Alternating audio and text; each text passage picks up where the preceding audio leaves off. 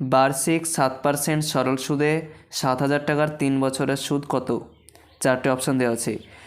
কোনো টাকার সরল সুদ বের করার জন্য আমরা একটা সূত্র ব্যবহার করব, সেটা হচ্ছে I সমান PRT/100, যেখানে I সমান ইন্টারেস্ট বা সুদ, P মানে প্রিন্সিপাল বা মূলধন, R মানে সুদের হার, T মানে টাইম বা বছর।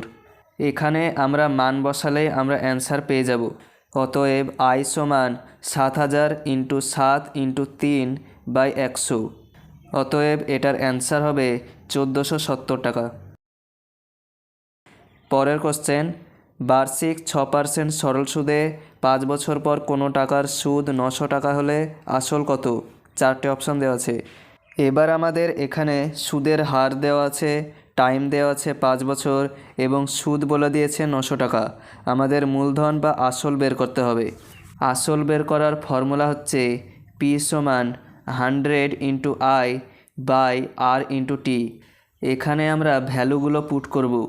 P সমান 100 × 900/6 × 5। এটার অ্যান্সার আসবে 3,000 টাকা।